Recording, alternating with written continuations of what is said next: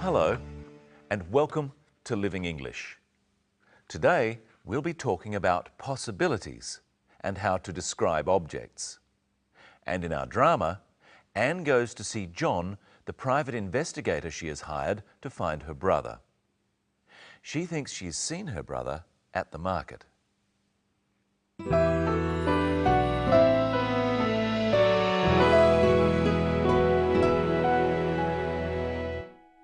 I thought I saw David at the market, but I didn't get a very good look and I lost him in the crowd. Oh, when was this? Just yesterday. How long since you've seen him? Nearly 2 years. Are you sure you'd recognise him now? Of course. He's my brother. It's just, I'm thinking he might have changed his appearance if he didn't want to be found. Mr. Barber, I would recognise my brother, believe me. Of course, I'm sorry. Maybe you did see him at the market. It's just, you've been thinking about him a lot. The mind plays tricks, you know. Suppose so. Maybe it wasn't him. I don't know. Is there anything that would positively identify him? A jewellery, a scar, anything? His watch. My father gave it to him. He always wears it.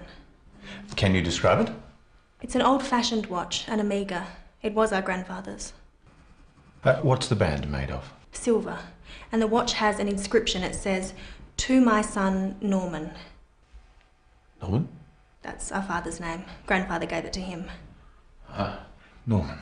In Chinese. In Chinese. He might have a neckband. I gave it to him as a going-away present. What's it like? It's made of tortoiseshell. It's a disc with a design like this. Yin Yang. That's right, you know it. The band is made of leather. He said he'd always wear it. Yes, well, it's just not much, but it's something, I suppose. I'll call you next week with some news. I hope so. Will they find David? You'll have to keep watching to find out. We'll start today with the words we use to talk about things that are possible. We call something that is possible a possibility. A possibility is something we think is going to happen, but we are not certain is going to happen. You can say, "It will rain today," if you are certain that rain is coming. But if you're not certain, if you think that it could also not rain, you say, "It might rain today." "It might rain today" is talking about a possibility. We can also use the word might to talk about things that were possible in the past. Listen to what John says about Anne's brother. It's just, I'm thinking he might have changed his appearance if he didn't want to be found. He might have changed his appearance. This doesn't mean that he has changed the way he looks. It means that it's possible that sometime in the past he has changed his appearance. It's also possible that he hasn't changed his appearance. When we use might to talk about the past, we always use it with have. He might have changed. Now listen to John talk about the possibility that Anne saw her brother at the market. Maybe you did see him at the market. Maybe you did see him. Maybe is one of the words with the same meaning as might. It means it's possible that. It's possible that you did see him. He could also have said, perhaps you did see him. But you can't use the word might with simple past tenses. The past tense of I see you is I saw you, or I did see you. You can't use might with saw or did see. You must use the past participle. This is the form of a verb used with have.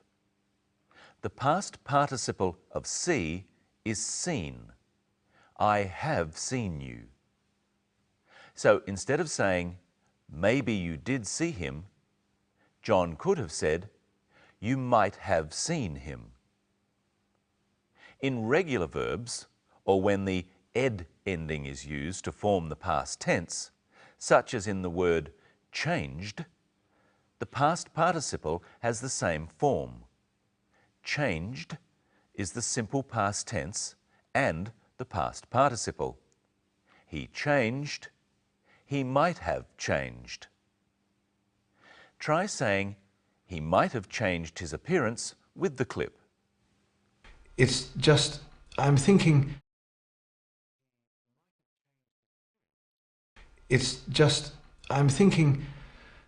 he might have changed his appearance. The word have can also mean owning something. So when we say someone might have something, it can mean they might own it. I have a watch. And David, Anne's brother, what does he have? Listen. He might have a neckband. He might have a neckband means that it's possible that he has a neckband now. Now it's time to think about how we tell people what things look like. Listen to Anne describing her brother's watch. It's an old-fashioned watch, an Omega. It was our grandfather's. What's the band made of? Silver. And the watch has an inscription. It says, "To my son, Norman." We've looked at describing things before on Living English. We use adjectives to describe an object's colour and size. But we also tell people things about objects without using adjectives. First, Anne describes the watch using an adjective. See if you can guess what it is. It's an old-fashioned watch. It's old-fashioned. She means it's made in a style that isn't modern. Now listen to how she says the same thing without using an adjective. It was our grandfather's. Because it's her grandfather's, it's probably old-fashioned. Listen as she tells us what's special about the watch. And the watch has an inscription. It says, "To my son, Norman." Now listen to Anne describe the neckband she gave to her brother. It's made of tortoiseshell. It's a disc with a design like this. What's tortoiseshell? Here's Michelle to help us. Hello, Michelle. Hello, Brenton. Hello, everyone. Tortoiseshell is a yellow and brown mottled material, like this hair clip. It used to be made from the shell of a turtle called the tortoiseshell turtle. But now it can be made of plastic. So this is plastic tortoiseshell. Yes. Now listen to what the bit of David's neckband that goes around the neck is made of. The band is made of leather. This bag is also made of leather. Now, I've got a few things here that are made of different materials.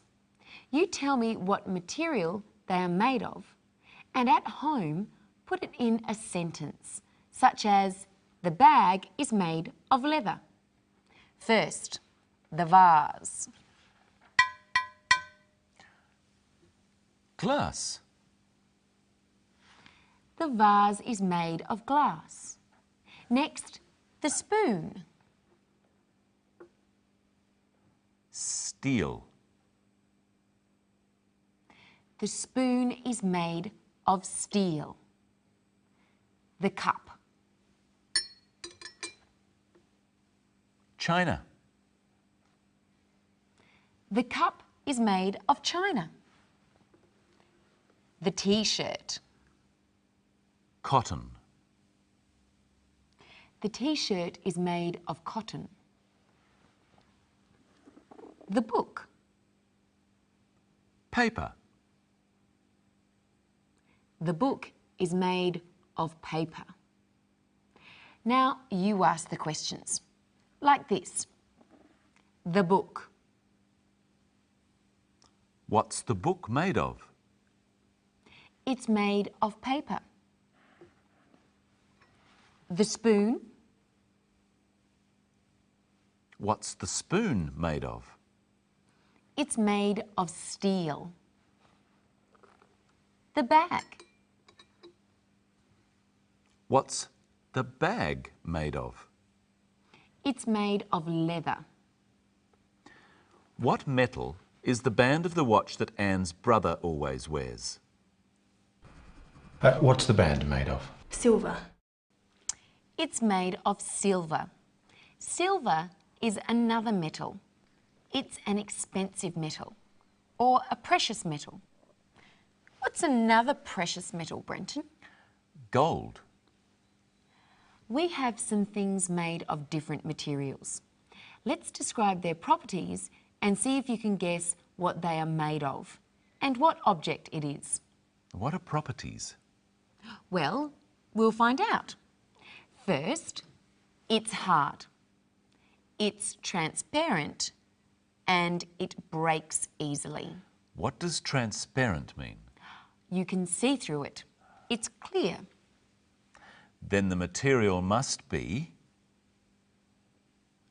It must be glass. It's the vase. Okay. This one is shiny, it's hard, it's opaque, and it comes from a mineral. Opaque means you can't see through it. What do you think it is? It's a metal. It's steel.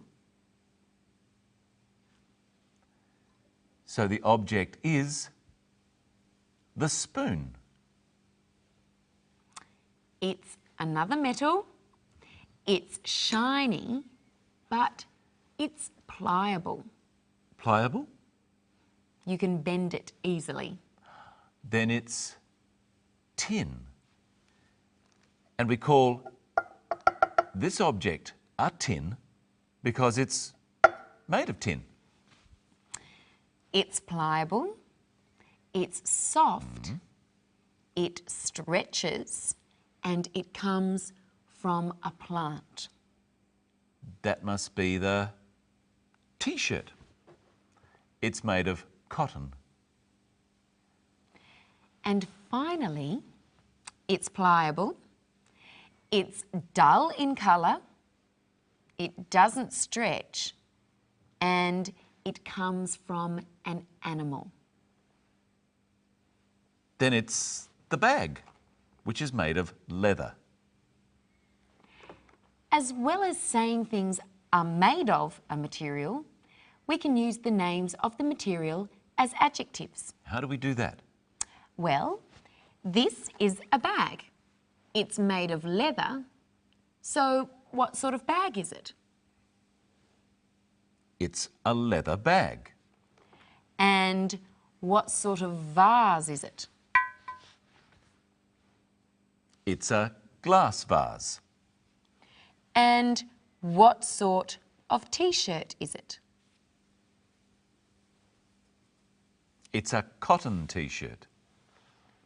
What about the book? We don't say it's a paper book because books are always paper. But I would call this a paper bag. What about the spoon? Well, this is a metal spoon or a steel spoon. But what about this one? It's not a wood spoon, but a wooden spoon. The adjective from the word wood is wooden. Well, that's enough for today. We learned how to use might and might have and the names of some common materials. Next time, we'll look at visiting the doctor. And the present perfect continuous tense.